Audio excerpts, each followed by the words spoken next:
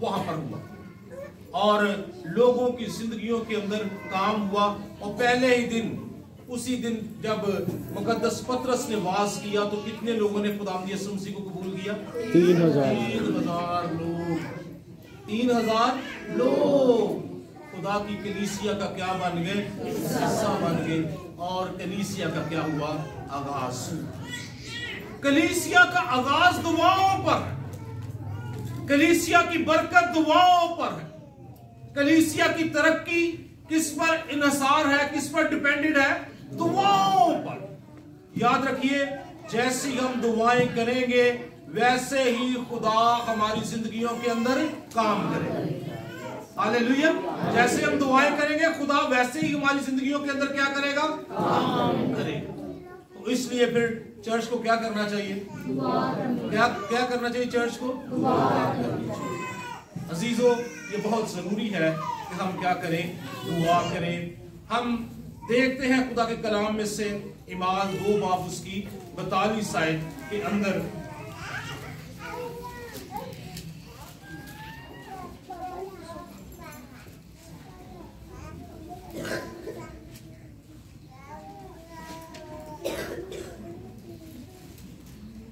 लिखा है, और ये रसूलों से तालीम पाने, रफाकत रखने और रोटी तोड़ने और दुआ करने में मशहूर है।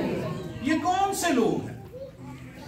ये वही लोग हैं जिन्होंने खुदा को क्या किया है? कबूल किया। खुदा को क्या किया है? कबूल किया है। पतरस के पहले वाज के बाद और उनकी रूटीन लाइफ क्या बन गई? उनके रोजमर्रा का काम क्या बन गया कि वो रसूलों से क्या पाने लगे? क्या पाने लगे? तालीम पाने लगे। और फिर क्या? रफाकत, फेलोशिप। रफाकत में बहुत कुछ होता है, रफाकत की हम बात तो नहीं करेंगे। रफाकत में एक दूसरे से मिलते हैं, एक दूसरे के हवाल से वाकिफ होते हैं। और फिर रोटी तोड़ने और दुआ करने में मशगूल। मशगूल का खास लफ्ज यहां पर इस्तेमाल किया गया कि वो दुआ करने में क्या रहे? मशगूल रहे। यानी इस काम में वो लग गए। ये उनका मशगला बन गया, ये उनकी हैबिट बन गई, ये उनकी जिंदगी में एक अहम काम बन गया कि वो मिलकर क्या करते थे? दुआ करते थे। और हम अगर इमाल के इस रसूलों के इमाल को पढ़ते हैं, इस किताब को पढ़ते हैं, तो फिर हमें पता चलता है कि कलीसिया कैसे कैसे दुआ करती थी। जब वो मुश्किल में होते तो वो क्या करते? दुआ करते। जब वो खुश होते तो फिर भी क्या करते? फिर भी हमद के गीत गाते, फिर भी क्या करते? दुआ करते। और कलीसिया को आप जानते हैं कि प्रोसिक्यूशन भी था, अज़ारसानी भी थी, मुश्किल भी थी। किसी शख्स ने कहा है कि जब जब मुश्किल आती है फिर ही दुआ का जोर जो है वो बढ़ता है, फिर ही लोग जो है वो ज्यादा खुदा की कुर्बत में आते हैं। आम हालात में शायद इतना कंसर्न नहीं होता, लेकिन जैसे ही हम किसी मुश्किल में, दुख में आते हैं तो हम ज्यादा खुदा के करीब आते हैं, हम ज्यादा दुआ करना शुरू हो जाते हैं। और इमाल में भी हमें ऐसे नजर आता है कि जब रसूल जो थे वो उनको गिरफ्तार किया गया तो कलीसिया क्या कर रही थी? दुआ कर रही थी और खुदा उनको रहाई बख्शता चला गया। अजीजों, हमें दुआ करने वाले शख्स के तौर पर अपनी जिंदगी को डेवलप करना है, अपनी जिंदगी को हमें बनाना है। कैसे शख्स के तौर पर? दुआ। एक शख्स ने कहा कि दुआ करने से आती है। दुआ कैसे आती है? कभी किसी से बात करें ना कलीसिया में, किसी आम से, भाई जी दुआ करो, मैनू आंदी नहीं। वो क्या जवाब होता है? जी मुझे दुआ आंदी नहीं। भाई दुआ कैसे आती है? कोई भी आप काम शुरू करते हैं, बिजनेस शुरू करते हैं, तो पहले दिन ही आप बिजनेस में जो है वो बड़े बाहर नहीं हो जाते। आप आहिस्ता आहिस्ता आहिस्ता उसमें क्या करते हैं? ग्रो करते हैं। इसी तौर से दुआ भी ऐसे ही है। जब आप करेंगे तो ये आपको आएगी, जब दुआ करेंगे तो फिर आपको दुआ करना आएगा, और आहिस्ता आहिस्ता आप इसमें माहिर होते जाएंगे और आप समझ सकेंगे कि कैसे मुझे दुआ करनी है, खुदा की मर्जी मेरे लिए क्या है, खुदा क्या चाहता है कि मैं क्या दुआ करूं। इसमें भी हमें क्या होता जाएगा? महारत होती जाएगी। लेकिन ये कैसे आएगी? हमें कैसे आएगी? हमें करने से आएगी। दुआ हमें करने से आएगी। और इसे जब तक हम करेंगे नहीं, फिर अगर 4 साल के बाद भी हमें कोई शख्स कहेगा भाई जी दुआ करो, तो ऐसी की कहेंगे? 4 साल बाद भी क्या कहेंगे? करनी नहीं आती। मुझे बड़ा अच्छा लगता है जब हम प्रेयर मीटिंग पे होते हैं, तो जब भी किसी बात के लिए कहा जाता है कि दुआ करो, तो सारे लोग ही उसके लिए दुआ करना शुरू कर देते हैं। और हम किसी को भी कहे तो पर्सनली भी अब 5-5, 7-7 मिनट लोग जो है वो दुआ करते हैं। और ये हमारी आहिस्ता आहिस्ता क्या होती है? ग्रूमिंग होती है। हम बढ़ते हैं, हम तरक्की करते हैं। तो अजीजों, दुआ कैसे आती है? दुआ कैसे आती है? करने से आती है। करेंगे तो दुआ आएगी, नहीं तो नहीं आएगी। एक छोटा बच्चा है, वो पहले दिन क्या फिक्रे बोलने शुरू कर देता है? हाँ जी, कब फिक्रे बोलता है? जब कोशिश करता है। पहले 1, 2, 3 लफ्ज, आहिस्ता आहिस्ता वो एक टूटा फूटा फिक्रा, फिर वो पूरा फिक्रा, और फिर फिक्रो फिक्रे, फिर यहां तक आ जाता है, फिर फिक्रे ही फिक्रे, फिर कहता मेरी नहीं सुनो, ताड़ी नहीं सुनी जाए। ऐसे होता है। तो हम आहिस्ता आहिस्ता क्या होते हैं? स्ट्रांग होते हैं। किसी काम में भी क्या करते हैं? तरक्की करते हैं। तो हमें क्या करनी चाहिए? दुआ करनी चाहिए। यहां पर ये लिखा है कि कलीसिया जिन्होंने नजात पाई, जिन्होंने मसीह को कबूल किया, वो क्या करने लगे? वो रसूलों से तालीम पाने लगे, फिर वो रफाकत रखने लगे, फिर वो रोटी तोड़ने और फिर वो दुआ करने में मशगूल हो गए। शायद कभी कभी वो मिलके दुआ करते होंगे, बाज़ औक़ात वो किसी के घर चले जाते होंगे, चलो भाई ये रफाकत रखिए, तो करिए, दुआ करिए। तो ये जरूरी है, ये जरूरी है दुआ करना। एक और हवाला हम कलाम मुक़द्दस में से देखेंगे, इमाल 3 बाब उसकी 2 आयत। यहां पर हमें मिलता है कि पतरस और यूहन्ना दुआ करने के लिए जा रहे हैं। क्या करने के लिए जा रहे हैं? दुआ करने के लिए जा रहे हैं। कहां पर दुआ करने के लिए जा रहे हैं? हैकल की तरफ। हैकल में जा रहे हैं। क्या करने के लिए? दुआ करने के लिए। और वहां पर एक बड़ा मौजज़ा होता है। क्या मौजज़ा होता है जी? जन्म का लंगड़ा क्या करता है? शिफा पाता है। मौजज़ा ही हो जाता है, इंस्टेंट हीलिंग होती है। वो फौरन क्या करता है? चलना शुरू हो जाता है। वो पतरस और यूहन्ना से भीख मांगने के लिए इन्हें कहता है, लेकिन वो कहते हैं कि जो कुछ मेरे पास है वो तुझे मैं देता हूं। उनके पास क्या था? उनके पास कौन था? मसीह का इख्तियार। उनके पास कौन था? मसीह का इख्तियार। उनके पास यीशु मसीह। और उन्होंने क्या कहा? यीशु मसीह के नाम से उठ खड़ा, और वो चलने लगा। और इसके बाद उन्होंने अदालत को भी क्या किया? फेस किया। सदर अदालत को उन्होंने क्या किया? फेस किया। उनकी पेशी हुई। रोंदे बच्चे बाहर रखो, रोंदे बच्चे अंदर।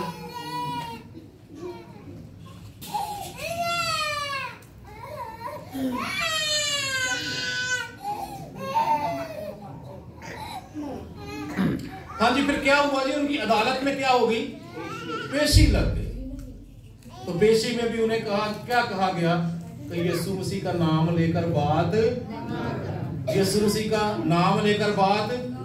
तो उन्होंने क्या कहा? हम इंसानों का हुक्म नहीं मानेंगे। हम किसका हुक्म मानेंगे? खुदा का हुक्म मानेंगे। और इसकी अगर आप 22 वर्ष में देखते हैं, इसके 4थे बाब में जाकर, तो फिर आपको पता चलेगा कि वो शख्स 40 वर्ष का। वो शख्स कितने सालों का था? तो जन्म से लंगड़ा था। 40 वर्ष वो क्या रहा? 40 वर्ष क्या रहा? वो लंगड़ा रहा। लंगड़ा ही था।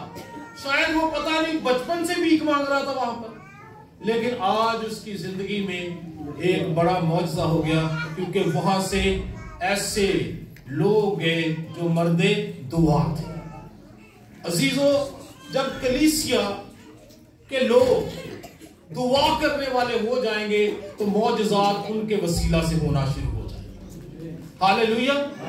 जो रूह जो खुदा का इख्तियार पतरस और यूहन्ना के साथ है वही अजीजों हमारे साथ है। सानू कोई घट नहीं मिला, हमें कोई कम नहीं मिला। जो जिस यीशु पर वो ईमान रखते थे उसी यीशु पर हम भी क्या रखते हैं, ईमान रखते हैं।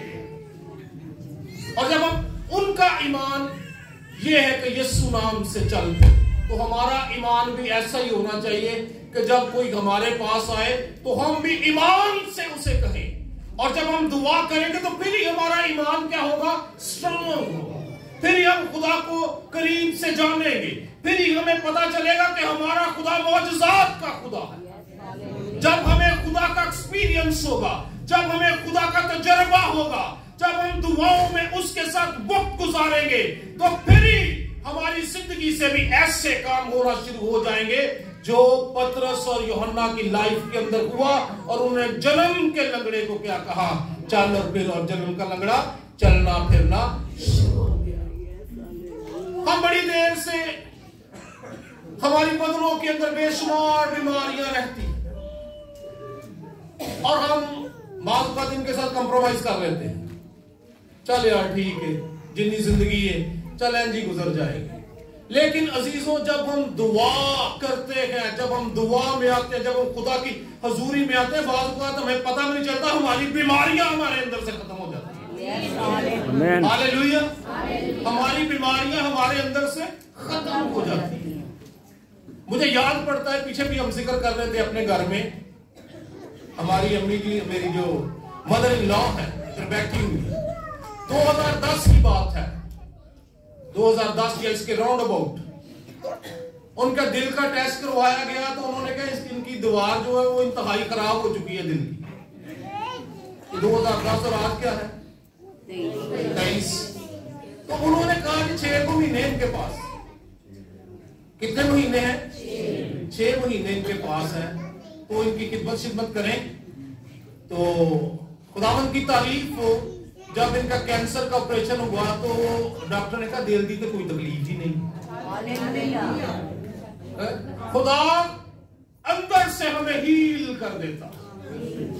जब हम खुदा के पास आते हैं तो हमें नहीं पता होता, लेकिन खुदा हमें क्या करता है, शिफा बख्श देता है।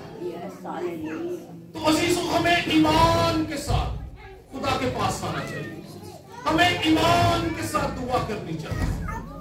और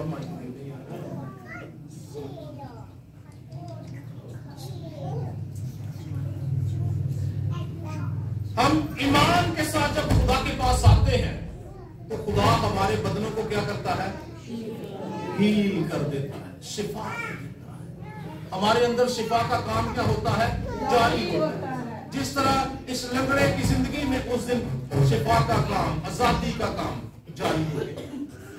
हालेलुया। लगता सारे खराब हो गए। हेलो।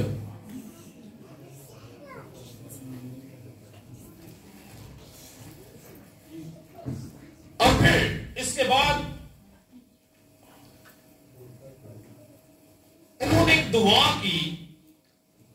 जब रसूलों को छोड़ा गया, उन्होंने जब अदालत को फेस कर लिया, वो आए ईमानदारों के साथ, और ईमानदारों ने एक बड़ी जबरदस्त दुआ की।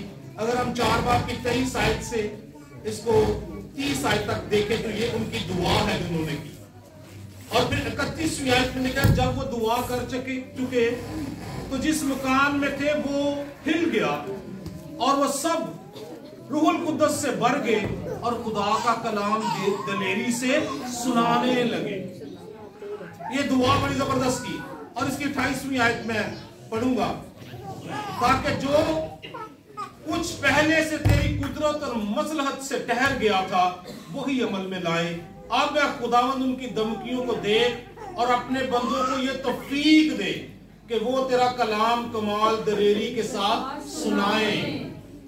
किसका कलाम, खुदा का कलाम। कैसे सुनाए, कमाल दलेरी के साथ सुनाए। और तू अपना हाथ शिफा देने को बढ़ा और तेरे पाक खादम यस्सु के नाम से मौजज़े और अजीब काम ज़हूर में आए। ये वो दुआ कर रहे हैं, लोग उन्हें धमकियां दे रहे हैं, अदालतों में लेकर जा रहे हैं, लेकिन वो क्या कर रहे हैं? दुआ कर रहे हैं कि खुदा अपने मौजज़ात करे और बहुत से लोगों तक मसीह का पैगाम पहुंचे, मसीह के नाम से अजीब काम हो और लोग क्या पाएं? निजात पाएं, बरकत पाएं, शिफा पाएं, मौजज़ात हो। और 31वें आयत में लिखा है, जब वो दुआ कर चुके तो जिस मकान में जमा थे वो हिल गया और सब रूहुल कुद्दस से भर गए और खुदा का कलाम दलेरी से सुनाने लगे। कलाम सुनान दी दलेरी, हालेलुया, गवाही देन दी दलेरी, यसू दे बारे दसन दी दलेरी, ये दुआवां चाहती है। हालेलुया। ये कब मिलती है? दुआओं में दलेरी मिलती है।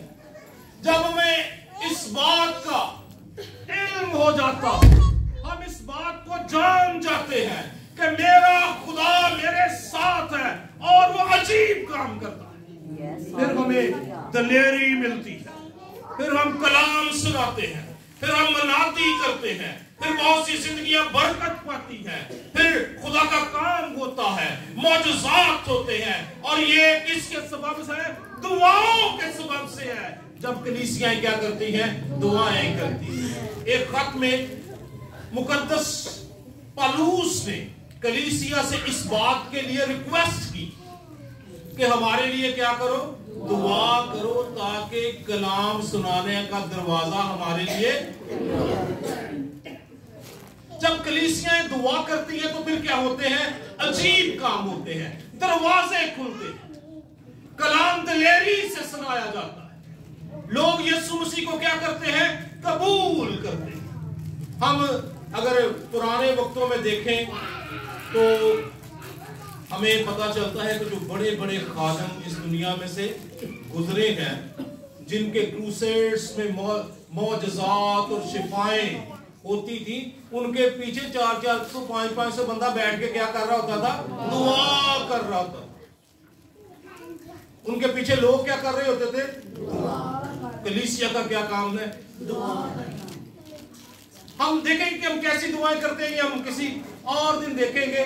बाज़ औक़ात हम बस दुआ को समझते हैं जी, हम एक लफ्जों का जाल खुदा को पेश कर रहे हैं, तो खुदा ने ऐसा ही करना है जैसे हम खुदा को कह रहे हैं। अजीजों, दुआ जो है वो पहले हमारी जिंदगी के अंदर, जब हम दुआ करते तो पहले वो हमारी लाइफ के अंदर काम करेगी। पहले वो किसकी लाइफ के अंदर काम करेगी? हमारी लाइफ को बदलेगी, हमारी जिंदगी को बदलेगी, हमारे कंसर्न को चेंज करेगी, हमारी जिंदगी को दुरुस्त करेगी। फिर वही दुआएं जिसने हमें दुरुस्तगी की है वो औरों की जिंदगी पर भी इंपैक्ट डालेगी। हालेलुया। अगर दुआ करने से मैं खुद ही नहीं बदला तो मेरे वसीला से, मेरी दुआओं से और कोई बदलेगा? जब हम दुआ करें तो हम खुदा की मर्जी को जाने, खुदा क्या चाह रहा है, खुदा कैसे किन दुआओं को मुझसे करवाना चाह रहा है। सिर्फ एक दुआ फिक्स ना कर दे, मैंने ये लफ्ज बोलने, ये लफ्ज नहीं, इसके लिए दुआ करनी, इसके लिए दुआ करनी।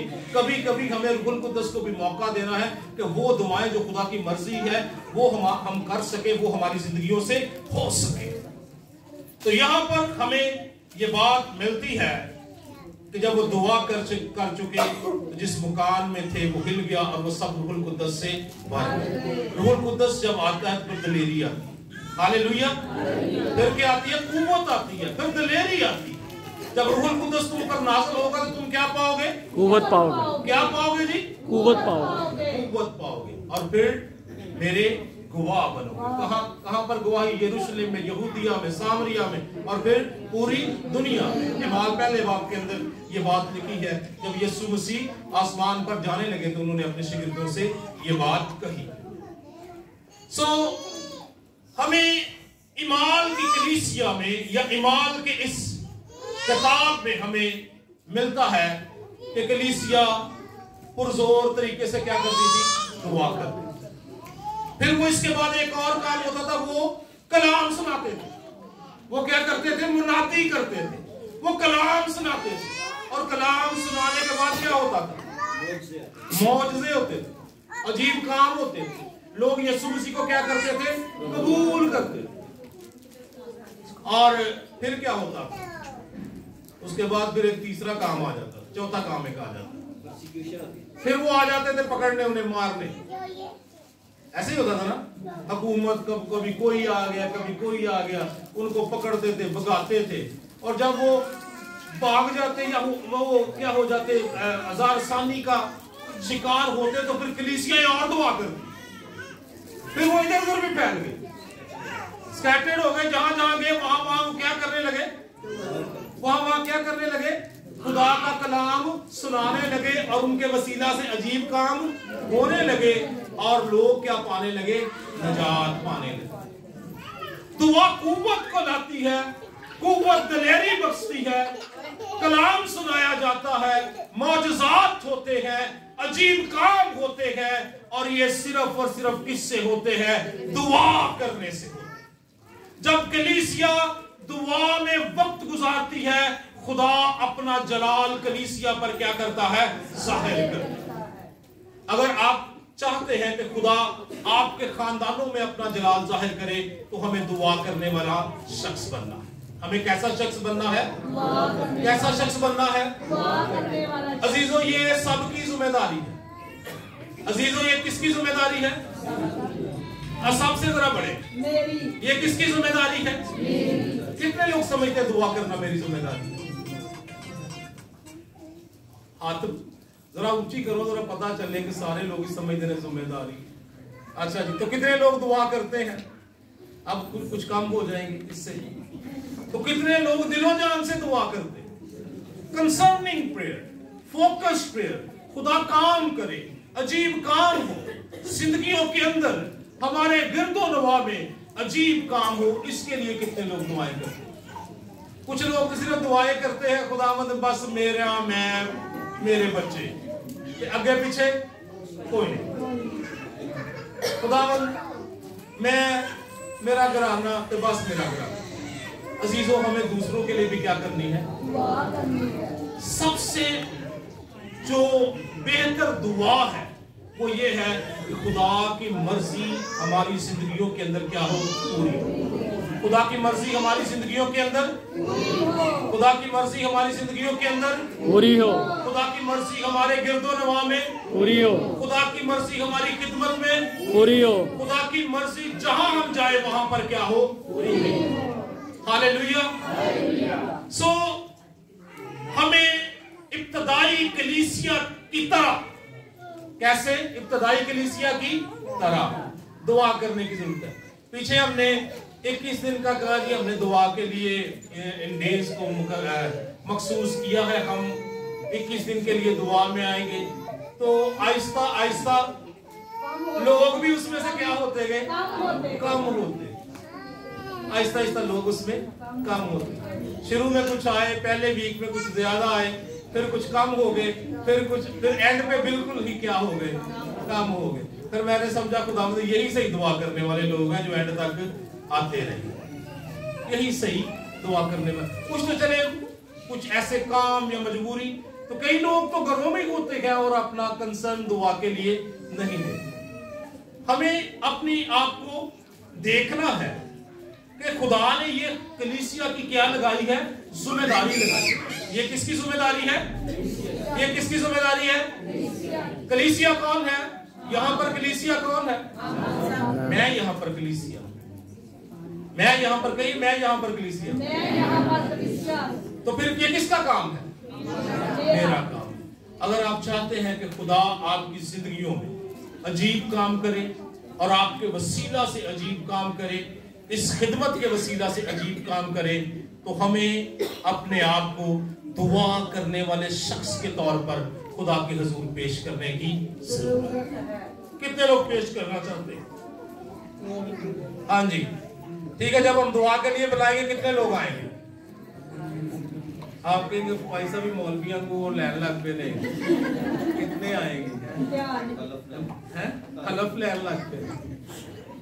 तो जब हम दुआ के लिए कहें तो जरूर आप, अगर घरों में अगर कोई खास काम नहीं कर रहे, तो फिर हमें कहाँ आना चाहिए, रफाकत के लिए आना चाहिए, दुआया रफाकत में हमें आना चाहिए। वही चर्चेस स्ट्रॉन्ग होते हैं, वही चर्चेस ग्रो करते हैं वही चर्चेस पावरफुल होते हैं जो क्या करते हैं, मिलकर दुआ करते हैं। उन्हीं लोगों के दरमियान अच्छे तल्लक और रिश्ते होते हैं जो मिलकर आपस में क्या करते हैं, दुआ करते हैं। उन्हीं लोगों के ज़हन मिलते हैं जो मिलकर क्या करते हैं, दुआ करते हैं। ये बहुत जरूरी है कि हम मिलकर दुआ करें, और जब हम दुआ करेंगे तो खुदावंद हमारी जिंदगियों के अंदर, हमारे घरानों के अंदर, हमारे चर्च के अंदर, हमारी खिदमत के अंदर अजीब काम करेगा। सो पैगाम सुनाने का मतलब यह है, ये पहले भी दुआ के बारे में जानते हैं, इससे पहले भी जानते हैं, बेशुमार दफा आपने दुआ पे पैगाम सुना है, लेकिन बार बार इसको सुनाने का मतलब यह होता है कि हम इस काम को करना शुरू कर दें। कलाम सुनाया गया, सुना गया, अच्छा है। कलाम सुनाया गया, सुना गया, अच्छा है। फिर इससे आगे बढ़े तो कलाम पर अमल किया गया, ये और भी अच्छा है।